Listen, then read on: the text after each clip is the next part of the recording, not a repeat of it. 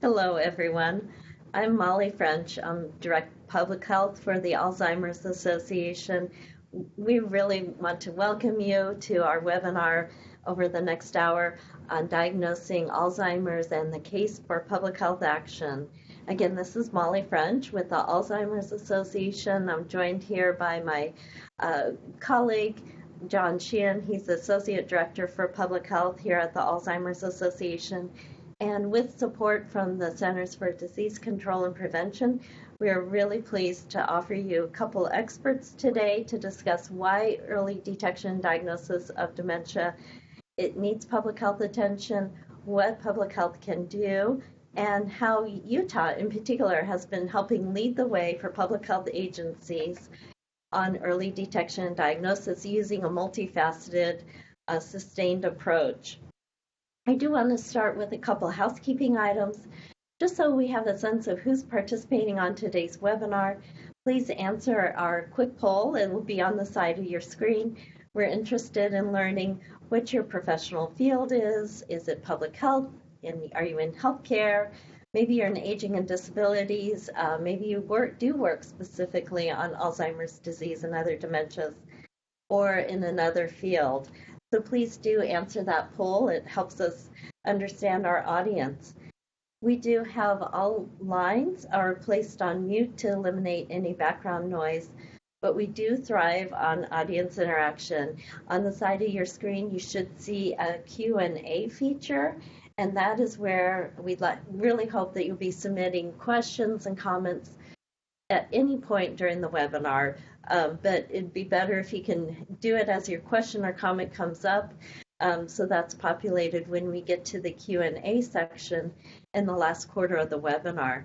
We are only going to be doing Q&A through that Q&A feature, so again, please use it. While we take a minute to compile the poll results, please know that we are indeed recording today's webinar, so it's available to those who can join. And next week, anyone who registered for the webinar is going to get a PDF of the slides, a link to the recording, and some of the other resources that are featured. So I want to take a quick look and share with you the poll results. And we have about 44% of our participants today are involved in Alzheimer's and other dementias. Nearly a third are from public health field, and we also have perhaps about an eighth of the participants who are in healthcare, and certainly shares also in aging, disability, and other fields. So thank you so much for joining us.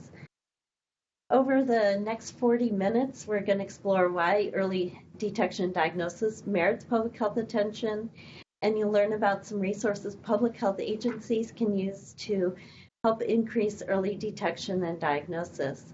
After learning about the Utah model, we will ask the presenters questions that you submit during the Q&A feature. If you are just joining us, I'm Molly French, Director of Public Health for the Alzheimer's Association. And we do have the good fortune to feature today two experts. The first is going to be Lynn Seemeyer. Lauren is a Senior Associate Director of Healthcare Professional Services at the National Alzheimer's Association. She is helping set the association's health system strategy, and she works closely with the Alzheimer's Association's nationwide network of chapters to help educate and engage healthcare professionals in dementia detection, diagnosis, and care management. Prior to coming to the Alzheimer's Association, Lauren served as a project director building patient-centered medical homes in Illinois. She brings 15 years of experience in public health, and her MPH is in community health sciences. We're also very pleased to be able to feature Lynn Meinor today. Lynn is the Alzheimer's State Plan Specialist in the Utah Department of Health in the Bureau of Health Promotion. There she manages the implementation of the Utah State Alzheimer's Plan through a cross-sector coordinating council. And this council does a wide variety of roles. They raise awareness of public awareness of Alzheimer's and dementia. They coordinate resources. They work to enhance support for caregivers. They're improving the competency of the dementia care workforce, and they also manage lifestyle behaviors and conditions related to Alzheimer's and dementia. Previously, Lynn served for over 25 years as a communicable disease prevention program manager. They're also at the Utah Department of Health. And she was really, in particular, instrumental in decreasing the spread of HIV, STDs, and viral hepatitis, in part by developing effective partnerships with a wide variety of partners. So we're very fortunate to have Lynn's skills and competencies working on Alzheimer's now as a public health issue. I want to just share the takeaways that you'll be hearing throughout the webinar today. So by the end of our time together, we think you'll better understand that early detection and diagnosis of Alzheimer's and dementia is indeed a major problem, even though early detection benefits not only the individual with the condition, but also their family members and loved ones and the healthcare providers. The new Healthy Brain Initiative Roadmap, which I'll be talking about in just a minute, calls on public health to increase early detection and diagnosis by working on both the demand and the supply side. And then will be shown by Utah, the actions that are recommended in the new Healthy Brain Initiative Roadmap are indeed feasible and much needed. And lastly, but not least, if you're a public health agency, you don't have to start from scratch in terms of promoting early diagnoses. There are a wide variety of existing tools and materials to promote early detection and diagnosis. So I'm going to first provide a little bit of grounding for what you'll be hearing from Lynn and also Lauren in the next few minutes. The first relates to dementia, and it's a term that increasingly we're hearing in news and conversations in a lot of different other public forums. But there are two common misconceptions, so I just want to make sure that everybody kind of has a level playing field of knowledge. And one common misconception is that dementia is a normal part of aging. And we know now from extensive science it is not a normal part of aging. Sometimes dementia is referred to as a disease, and that's another important distinction to understand, is that dementia is actually just an umbrella term for a set of symptoms characterized by the loss of cognitive function to the extent that it is interfering with a person's daily life. And there are a number of diseases and other causes of dementia, but among them, Alzheimer's disease is the most common cause of dementia. It's also important to know that as research marches on, increasingly we are learning that in many cases, perhaps even a majority of dementia cases, those are mixed cases, meaning that there are more than one cause of a person's dementia. With regards to Alzheimer's disease is an irreversible progressive brain disease. It slowly destroys memory and thinking skills, and eventually the person's ability to carry out even the simplest tasks.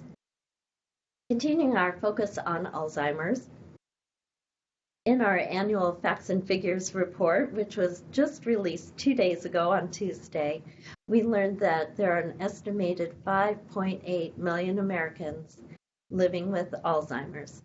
In the next 30 years, this number is expected to grow to nearly 14 million. And Alzheimer's is our most costly disease. It's one that tends to require multiple years of intensive caregiving in the advanced stages. To help get a sense of the future burden of dementia and Alzheimer's, states have used their behavioral risk factor surveillance system to collect data on SCD, or subjective cognitive decline. SCD merely it sounds like a fancy word, but what it refers to is self-reported confusion or memory loss that is happening more often or is getting worse.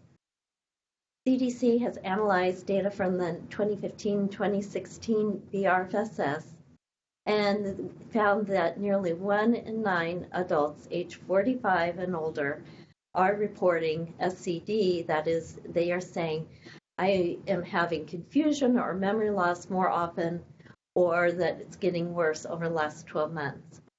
And in a large share of these memory and thinking difficulties are severe enough in half of people with SCD that they've given up day-to-day activities like cooking, cleaning, paying the bills, taking medication, things that they've been doing most of their lives.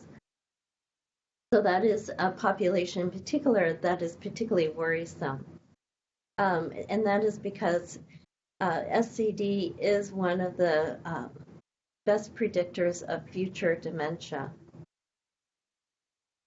CDC's analysis also reveals that 4 in 5 adults with SCD have one or more chronic conditions.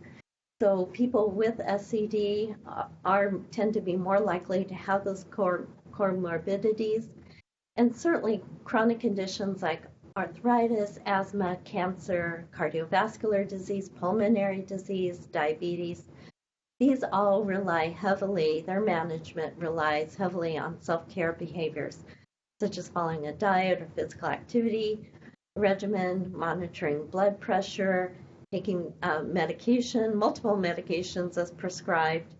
These are sometimes more complex tasks and very important to the management of those chronic conditions to avoid secondary conditions, hospitalizations, and more.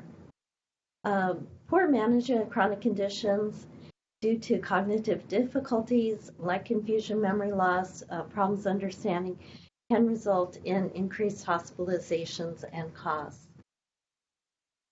And finally, BRFSS data also tell us that of people with SCD, just over half say they've not talked to their doctor about memory changes.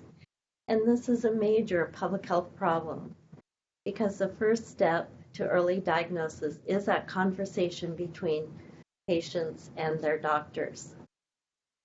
The paucity of discussions with doctors is likely a factor in, astoundingly low rates of diagnoses. If you think about diagnosis rates for cancer, heart disease, infectious disease, they are much higher than they are for Alzheimer's. We have data from multiple sources, including the Centers for Medicare and Medicaid Services, that as many as half of people with dementia have never been diagnosed. And even among people with a formal diagnosis, only 33% are aware that they have the condition. So there's a disclosure problem.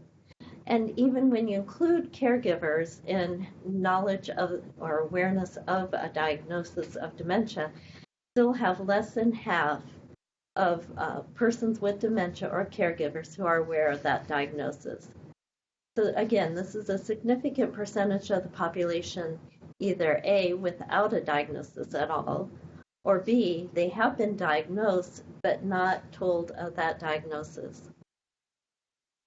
And a diagnosis of dementia really does, particularly in the early stages, in mild cognitive impairment stage or early stage of dementia, does make a difference. It's very beneficial. For a small group of people with dementia symptoms, testing may just reveal that there's an underlying cause that can be reversed, whether it's depression, vitamin deficiency, obstructive sleep apnea, to name a few. And without the physician doing a cognitive assessment on the patient, those interventions are likely not pursued. Even though there is no cure for Alzheimer's, we continue here at the Alzheimer's Association, we have many, many stories about patients and families telling us that there was relief when they finally had a diagnosis and they knew what was going on and what was wrong. Also, having a diagnosis opened doors for them. They were able to access treatments for symptoms, clinical trials, participate and take advantage of community programs and services, and get information and referrals. From both Medicare and BRFSS data, just as discussed, we do know that comorbidities are very common among people with SCD or with dementia, and that diagnosis lets the clinicians and patients make adjustments to those self-care plans to keep those chronic conditions in check and the person optimizing the health and well-being of the person living with dementia. And finally, a diagnosis allows everyone affected to make plans for the future and certainly to make choices today that are important to them. From a physician's perspective, or healthcare providers, early detection also confers a number of other important benefits. They can work with their patients and the broader care teams to adjust, in particular, how hypertension and diabetes are managed. They can work with the care team and the individual to reduce safety risks with the goal of reducing avoidable hospitalizations. Diagnosis also enables the healthcare professional to monitor for treatable comorbidities like depression or medication side effects that can exacerbate cognitive problems and reduce quality of life and health. Finally, recent economic modeling data indicate that early diagnosis of Alzheimer's during the mild cognitive impairment stage can yield significant cost savings to the nation. According to the model diagnosing the current U.S. population during the MCI stage of Alzheimer's could save the country as much as $7.9 trillion in health and long-term care expenditures. And this finding from our modeling study corresponds with other prior studies that have shown early diagnosis of Alzheimer's can save costs at both the federal and state levels, as well as for individuals, and that the benefits are highest when Alzheimer's is detected at its early stage. With congressional support, CDC and the Alzheimer's Association, we started the Healthy Brain Initiative in 2005 to really initiate and ignite that a robust public health response to Alzheimer's. A key tool for us has been a series of roadmaps shown here, and we just released the newest roadmap with the African American woman there to the right of the arrow for state and local public health agencies. Look forward to releasing the roadmap for Indian country in about 2 months. And one common theme among all these roadmaps is that call for public health attention to early detection and diagnosis. The newest roadmap for state and local public health agencies provides a set of 25 different actions that can easily and efficiently be integrated into existing public health functions, essential services of public health, whether it's assuring a competent workforce, monitoring and evaluating, developing policies, mobilizing partnerships, or educating, empowering communities. And let's take a look quickly at some of those 7 of the 25 actions that do support early detection and diagnosis. On the demand side, public health has a role in terms of educating the public about the early signs of Alzheimer's and the benefits of early detection and diagnosis. Public health can be supporting health systems change by identifying, promoting effective interventions and best practices, for example, around cognitive assessment, care planning, and promoting quality measures related to early detection and diagnosis. On the supply side, public health agencies should be educating healthcare professionals to conduct brief cognitive assessments and do comprehensive care planning, as well as public health agencies can also be making sure healthcare providers are paying attention to the management of comorbidities and safety.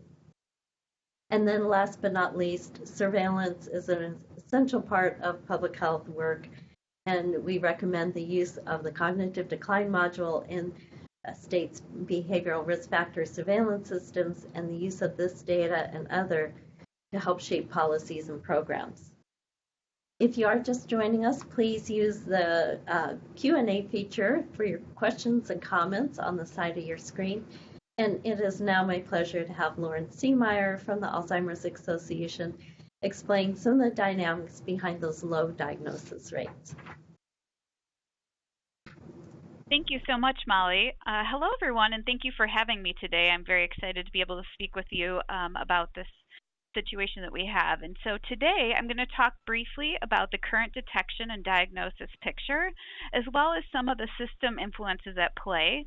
And then we'll move into the practical, validated tools that we already have at our disposal for clinicians that can potentially change this picture. John, next slide, please. As Molly already mentioned, we know that we have a problem with diagnosing Alzheimer's and disclosing that diagnosis. Going a bit deeper, the journey to diagnosis can be quite long for individuals that actually do receive that diagnosis. Next slide. Back in 2012, the Alzheimer's Association consulted with the Working Mothers Research Institute to develop a survey for them for caregivers in the United States. The graph that you see here depicts a timeline that was assessed from the survey responses. So in the United States, caregivers are reporting that the Alzheimer's patient experiences symptoms of their disease for nearly 2 years before being diagnosed. So just as Molly was saying, this is advancing the disease before we're even getting to the diagnosis process. The other part of this figure that I'd like to draw your attention to is the graph on the left about who is actually initiating the conversation, which, as Molly was saying, is the first point to actually getting into cognitive assessment and then actually diagnosis. So as you can see on this graph, the two parties central to that conversation, the doctor and the patient, are not really speaking up. And what we'll see in the next slides is that 7 years later, this picture really hasn't changed. So earlier this week, the Alzheimer's Association released our latest 2019 Facts and Figures publication. I encourage you to check that out on our website. It goes through the latest stats on Alzheimer's disease and related dementias. And this year's publication has a special report on Alzheimer's detection in the primary care setting. And for that report, we commissioned surveys of 1,000 primary care physicians across the country, as well as nearly 2,000 consumers aged 65 and older. Next slide. So the good news first is that the survey results found overwhelmingly that the vast majority of both seniors and primary care physicians believe that assessing cognition is important. Next slide. However, what we're still seeing is this troubling disconnect regarding who should be responsible for initiating the conversation and therefore initiating a brief cognitive assessment. As you'll see here, seniors believe that their physician will recommend a cognitive assessment, but physicians are most often waiting for the patient to bring up concerns and therefore trigger the assessment. What you don't see on this slide is that once a patient actually does bring up the need for an assessment, our survey found overwhelmingly that nearly all of the physicians will then perform an assessment based on that concern. However, we're still at the crux of this issue, and the sad news here is that only 40% of seniors who are aware of changes and concerned about those changes in their cognition are speaking up about it. On the right side here, you can see some of the reasons for the silence. And really, when we think about it, it comes back to stigma and misinformation about the process and also the value of knowing. Next slide. If we look further into this, we can see more potential reasons for delay to diagnosis or misdiagnosis on behalf of consumers.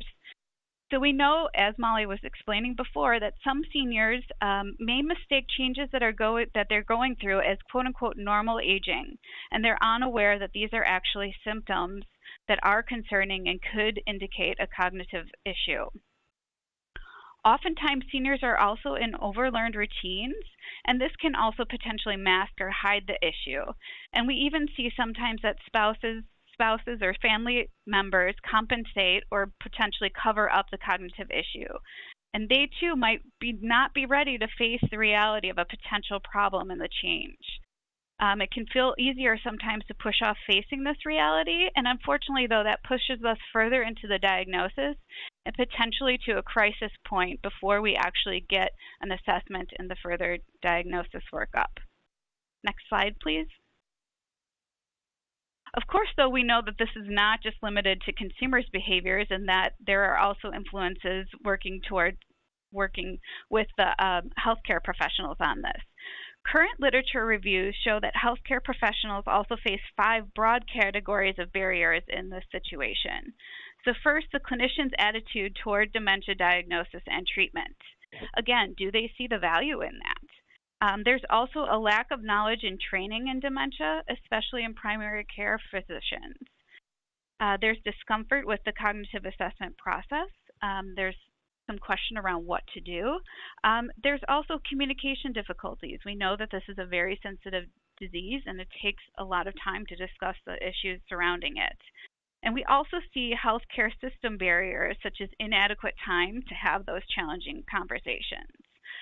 What I want to do right now, though, is just, take a time to point out that for this audience in particular, we already do this very well in the public health arena, but we know that we can't simply point a finger at either of these two parties, and that these parties are acting in a bigger environment that's influencing their behavior. So we see in this disease still a lot of stigma and denial on both sides. There's a lack of sufficient and effective education, and we're also operating in a healthcare system that can prioritize care for other conditions, and we see this vis-a-vis reimbursement, quality metrics, and clinic flows and the timing allotted for patients. So again, we have to remember that no one party is at fault here. And next slide. There's also a lot of opportunity that we have to change behavior around early detection. And I'm sure everyone on this phone, being public health practitioners, can probably think of a lot of things that you could influence here or ways to intervene. But for the sake of time, I'm going to focus the rest of my time on the use of validated practical tools that are available for clinicians. Next slide. The first tool that we'll discuss is the Medicare annual wellness visit. So this visit provides an unprecedented opportunity to not only initiate conversations around and the actual assessment of cognitive ability, but it's an opportunity to normalize those conversations as a standard assessment for Medicare beneficiaries. And so as Molly was saying, we know Medicare beneficiaries, those age 65 and up, are really the most at risk for Alzheimer's disease. And so this cognitive assessment is part of a larger health risk assessment and personalized prevention plan for the beneficiary as part of this benefit. And it's to occur within the bundled service regardless of whether or not there is a known potential cognitive problem. So even if there are, even in the absence or the presence of sign of dementia, this should be part of this annual wellness visit. So in this way, persons without any potential cognitive issues can receive a baseline reading for future years. They can also get that peace of mind. And for those that do have potential cognitive issues detected, they can go on to receive a full diagnostic workup. And so this really is a great way to trigger this process. Next slide. Unfortunately, what we know is that this is still an underutilized benefit. So now the uptake is only 20%. So our special report that you'll see in the Facts and Figures 2019 report, we found that while most primary care physicians and seniors are aware that this annual wellness visit benefit exists, seniors are not as aware that the visit includes a cognitive assessment piece to it. During our survey, we also learned that primary care physicians want more guidance on how to conduct the cognitive assessment that's within this visit. Next slide. Fortunately for us, the Alzheimer's Association has already published that guidance, and it's already freely available and accessible online. In 2013, the association convened a work group of practicing expert clinicians to provide that guidance on how to detect cognition as part of this visit. The work group recommendations were based on existing systematic evidence reviews and other evidence of tools that were appropriate for use specifically in a time-limited clinical visit for primary care. So that really was the lens at which the work group looked at this, was what are validated tools that we know primary care clinicians should be able to implement within a short period of time. The full set of recommendations were published in the Journal of Alzheimer's and Dementia, and the association has the accompanying toolkit, algorithm, and videos on our website. And again, those are freely accessible. Next slide. The next tool that we'll talk about for clinicians is the CPT code 99483, or the Cognitive Assessment and Care Plan Service. And so this is a relatively new CPT code. It just became effective in January of 2018. Prior to that, only 1 year prior to that, it was in a G code. And so this service is used when a patient comes in and in the clinician's judgment, there are signs or symptoms of cognitive impairment. So there is something suspected to be going on here. And so as the name suggests, the code contains assessment elements. So there are assessing cognition as well as functional status, depression, and then there are also care plan elements for both the patient and their caregiver. So this code goes beyond just the assessment piece of this. Next slide. And much like the annual wellness visit, the Alzheimer's Association did convene another expert work group of clinicians who are practicing to provide that practical guidance so that clinicians can understand how exactly to enact these 10 elements of the service that's defined in the code. So again, the work group outlined a choice of assessment tools. Again, they're validated, they're practical, and they also can be customized for differing clinician styles and practice composition and workflow. So really this toolkit contains several different tools that can be used for these elements, and it's really flexible for the clinician and the clinic really to decide. This toolkit, again, is available on our website. Next slide. And I'm just going to wrap up here to point out a few additional resources and then one that will be coming soon. So on this page you can see, I just wanted to give visibility to a few other training resources that are again freely available. They're made from experts. There are varying different sources here, and these tools also really go beyond just the assessment piece, and they get into diagnosing and into the care management and planning for patients with Alzheimer's disease. And so again, you can see these on the slides. They're great resources. I would recommend you all to check them out. And then next slide. The final resource that I want to point out is coming soon. So it's not available yet, but the Alzheimer's Association is in the process of publishing updated clinical practice guidelines for diagnosing Alzheimer's disease. And so it's been a few years since anybody has updated these guidelines. And what's new for this is that these are specifically recommendations for those in primary care. So again, realizing that dementia specialists are so far and few in between, this is really geared to the primary care audience and what is practical for them to implement and be able to do. And there'll be an accompanying algorithm, and those we hope will be coming in 2019. Now I'm going to turn things over to Lynn to talk about what's happening in Utah. Great, thank you, Lauren. And also thank you to Molly and John and the Alzheimer's Association for the opportunity to highlight a few of our initiatives in Utah on early detection and diagnosis. Next slide.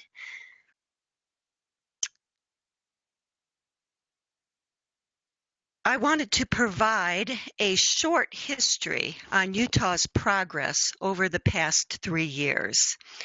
The Utah State Plan for Alzheimer's disease and related dementias was actually developed in 2011 by an advisory group that was established by the Utah State Legislature.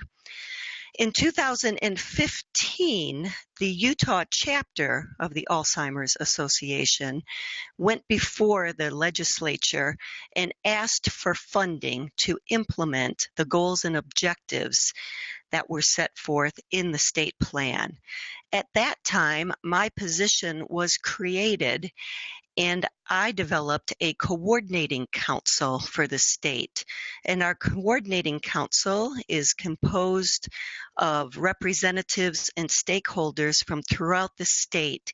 And we have 5 work groups, each who are chaired and by a different goal of the state plan.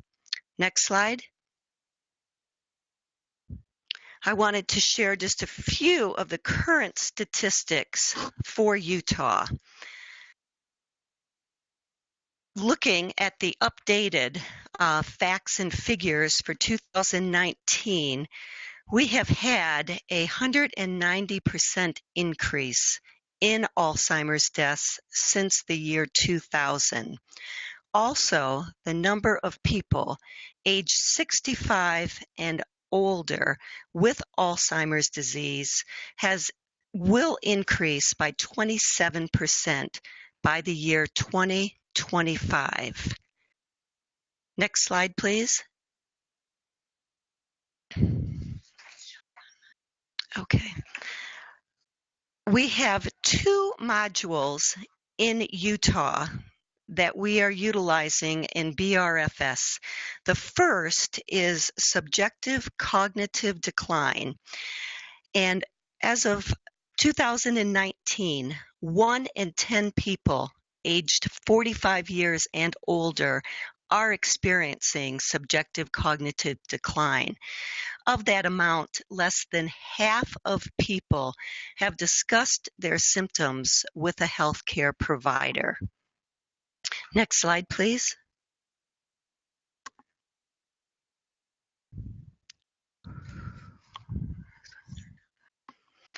We have partnered with Health Insight, which is a quality improvement organization in the Intermountain West.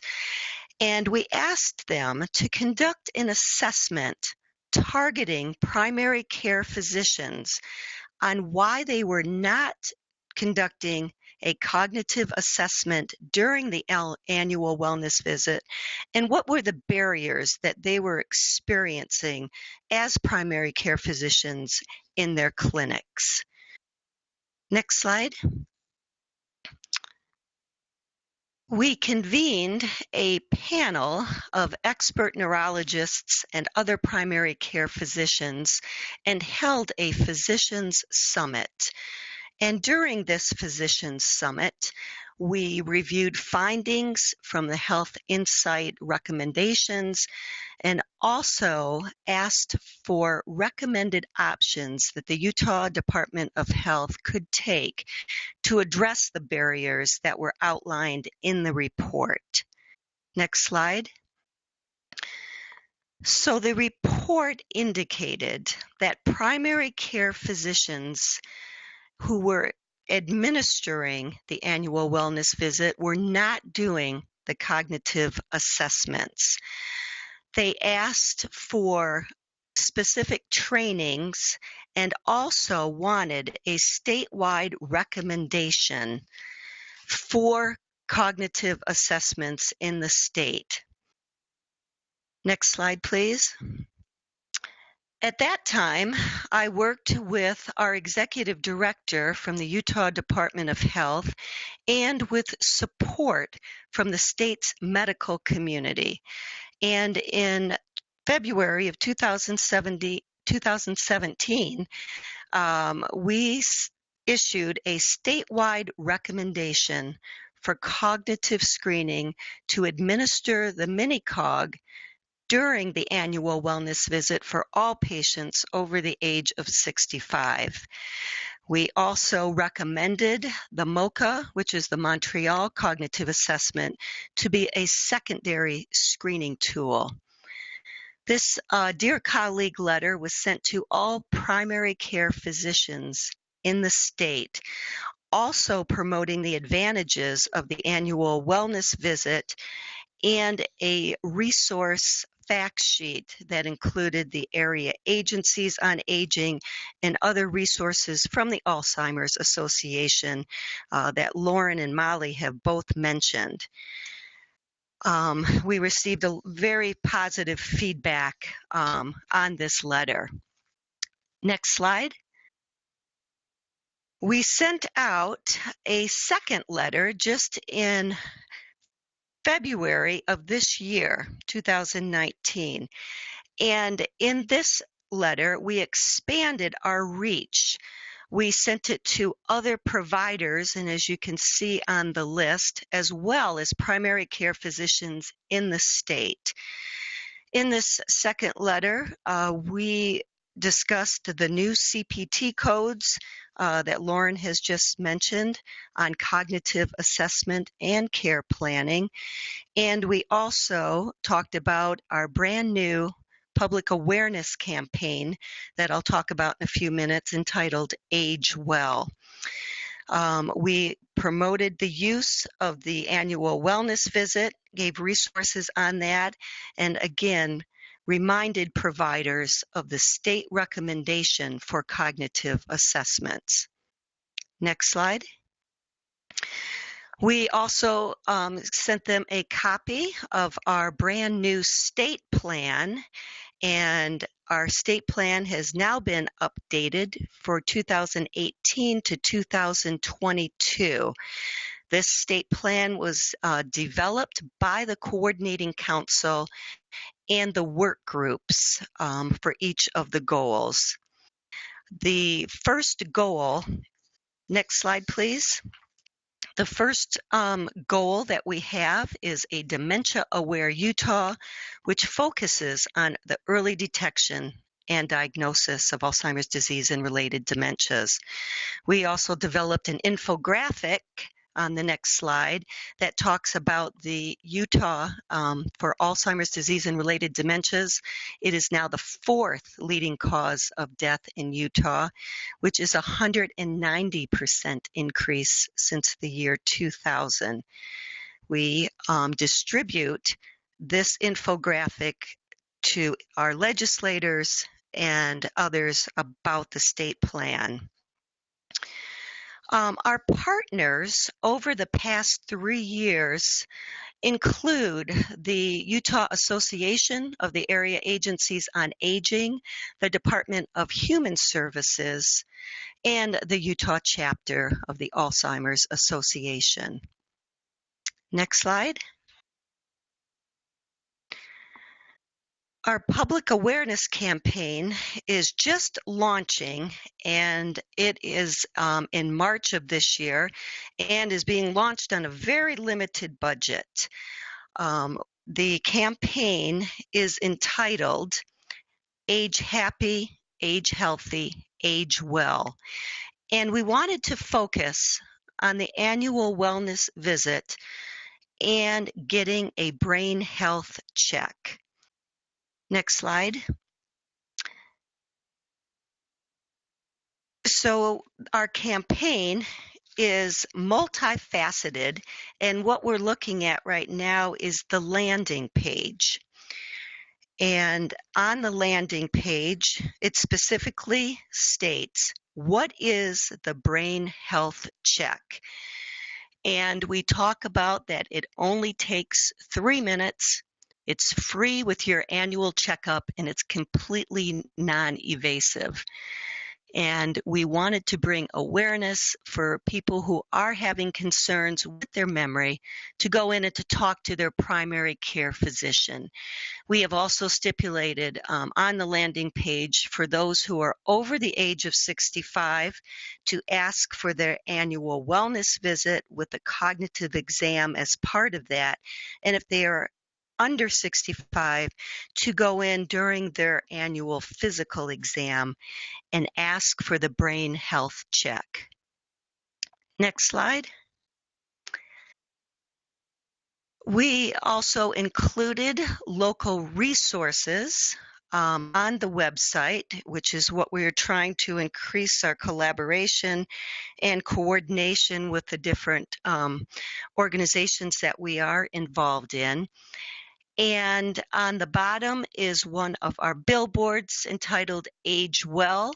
Ask your doctor about an annual brain health check.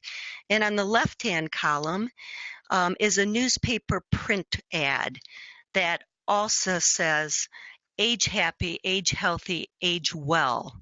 Live your best life possible. If you're 65 and older, ask your doctor about getting your 3-minute annual brain health check.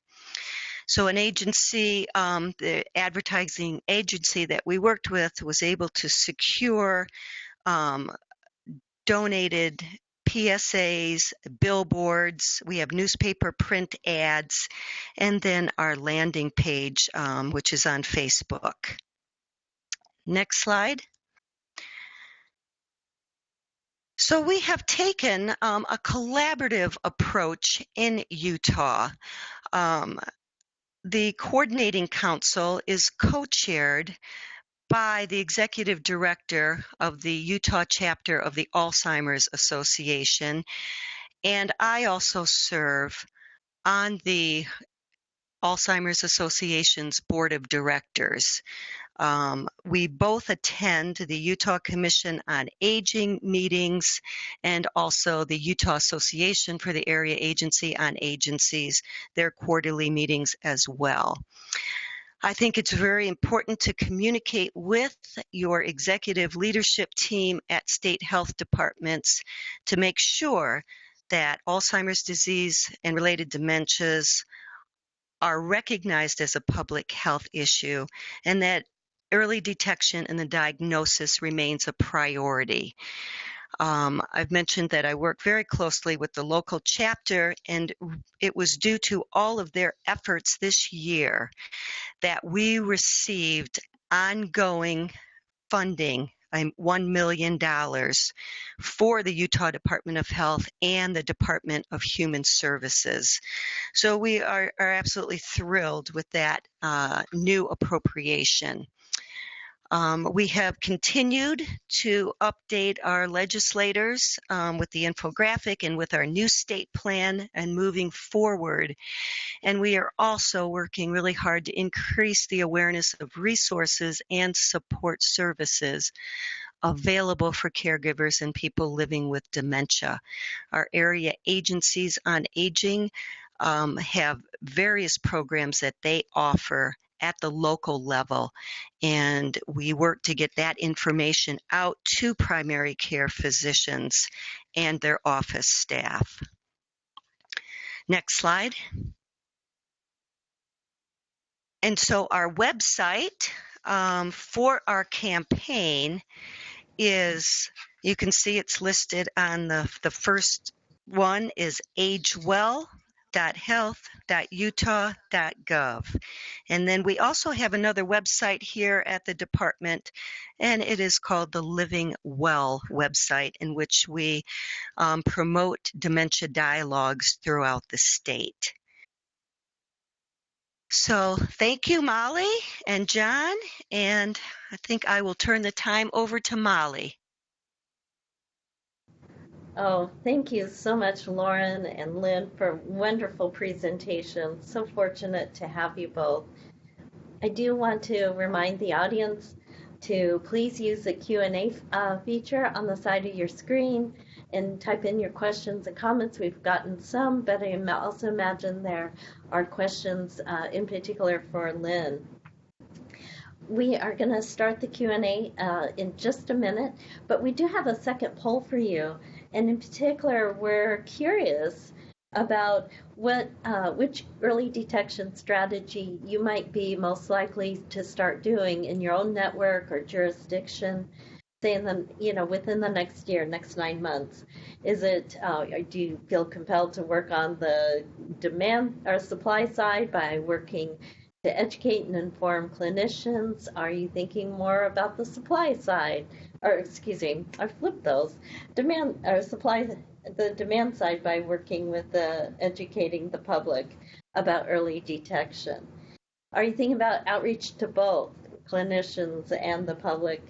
Maybe it's going in true public health fashion, going to sources of data to analyze what's going on in your state or your jurisdiction, becoming involved in your state Alzheimer's plans, or something other than those choices. So please go ahead and do that. We do appreciate everyone's questions and comments. And as a reminder about next week, I'll be sending out the slides as a PDF for everyone. And we'll also have a link to the recording and to our alz.org/facts for the newest facts and figures report. Let's go ahead and close the slide and see what our audience is thinking about. So actually, about a third, just over a third of you are inclined to start working on both the demand and the supply with outreach to both the public and healthcare providers. that's really exciting. A quarter of you are thinking about educating the public, very needed. And then we have similar percentages around 13, 14, 15% becoming involved in the state Alzheimer's plan or using data to get a read on the current status of things, and more in terms of educating healthcare providers. So thank you so much. In our remaining time, let's go ahead and switch to questions and answers, or to questions. And my first question is for you, Lauren. And the question related to one of your earlier slides, in which about a quarter of physicians are the ones who initiate a discussion about cognitive functioning. And what do we know about providers who are more likely to initiate those discussions, those cognitive assessments with their patients? Thanks, Molly. I'm sorry I didn't quite see that question, so I'm happy to answer it. So yes, I would like to say, so the survey that we just released, which came out in facts and figures, I don't know if this is quite the same stat that you're talking about, but it did see that about 47% of primary care physicians say that the cognitive assessment is part of their standard protocol. But on average, physicians report assessing just about half of their patients. There was a bit of a disconnect in that less than a third of the seniors reported ever receiving an assessment. However, that could be due to different factors, like they may not even be aware of that an assessment is going on per se, if there wasn't an actual tool being used or something like that. But again, what we're seeing is that a lot of times, it is really the individual bringing up a concern, or they are putting this into their annual wellness visit and asking the question. So what we recommend, and of course, primary care physicians having a long-standing relationship really are well suited to be able to start this conversation, because they do have a long-standing relationship and they know what may be out of the ordinary for their patients. So, sometimes primary care physicians can detect, oh, Mrs. Jones is here and she's here, 30 minutes late, and she's never been late for an appointment ever in the 20 years that she's been a patient of mine. And they might dig into that a little bit, and it may be, just that something happened that day, or there might be something more to that conversation. So a lot of times what we're seeing is just really dedicated physicians who are digging in a little bit more into just what's going on, and also are very well educated about the signs and symptoms of cognitive impairment. I'm not sure if that fully answers the question or not, but I'd be happy to expand upon it more. Okay. Thank you so much, Lauren. And when I send out the email with the recording and the slides, you'll see my email address, of course, all the registrants were. And so if you do have follow-up questions, please at that time ask. And now I'm going to switch over to Lynn and field a question that we received. So one of the participants was curious, Lynn, about what's comprised in that 3-minute brain health check. And maybe if you can give a couple examples of the types of questions that are asked during that brain health check. Yes. Thank you, Molly. So the mini-cog is designed as a 3-minute instrument that can really increase detection of cognitive impairment in adults. It can be used either by the physician, or we are recommending a trained person in the office, either a nurse or a social worker, that can administer the test. It consists of 2 components. One is a 3-item recall test for memory, so they give them 3 words to remember. And after 15 or 20 minutes, they're supposed to recall those same 3 words, and it's a scored clock drawing test. So they are asked to draw a clock and then to draw a specific time on the clock. And we have also been doing cognitive care conferences throughout the state in which we have a comprehensive training on the mini-cog, and then the next steps recommendations in the assessment referral, and talk about the annual wellness visit. Thank you. And Lynn, one other quick question. And that's one of the participants was curious or hoping you'd address again the level of appropriations that the Utah Yes. lawmakers are providing the department. Yes, and we are thrilled about this. Last year, the Utah State Legislature appropriated a one-time funding of $1 million. This year, again, completely due to the efforts of the Utah chapter of the Alzheimer's Association, they asked for ongoing funding for $1 million, which we received. And our legislature is not over yet. It will be over on March 14th, but we are number one on the funding list for Alzheimer's disease and related dementias. Excellent, thank you.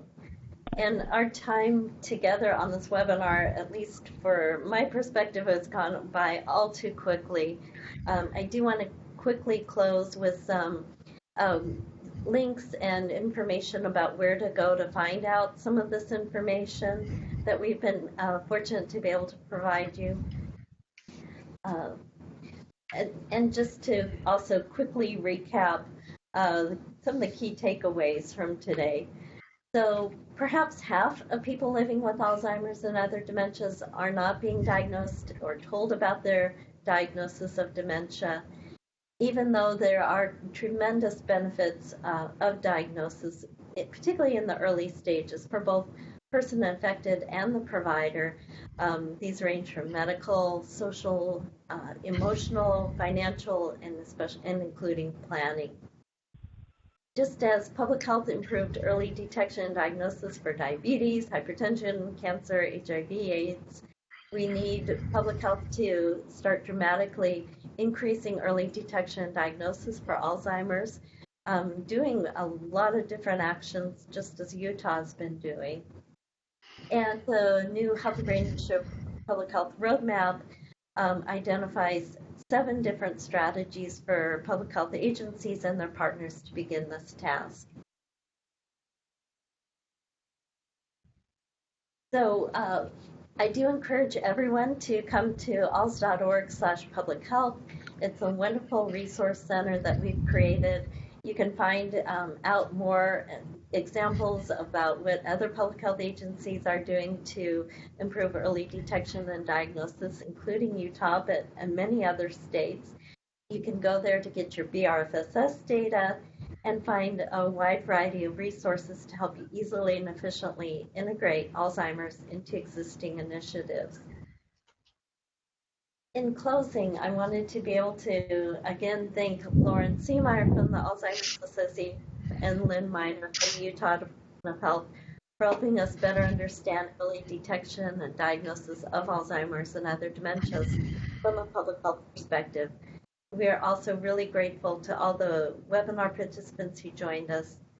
For more information, please do go to alz.org, the website, both alz.org/public health and alz.org/HCPS, the HCPS Healthcare Professional Services.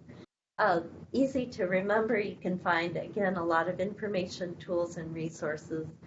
The Centers for Disease Control and Prevention's Healthy Aging Program, Alzheimer's Disease Healthy Aging Program at cdc.gov/aging, also has a wonderful data portal on older adults' health, well-being, including cognitive functioning, and other resources to help with roadmap implementation. Next week, look for an email from me with the PowerPoint slides, link to the recorded webinar, and other resources featured today.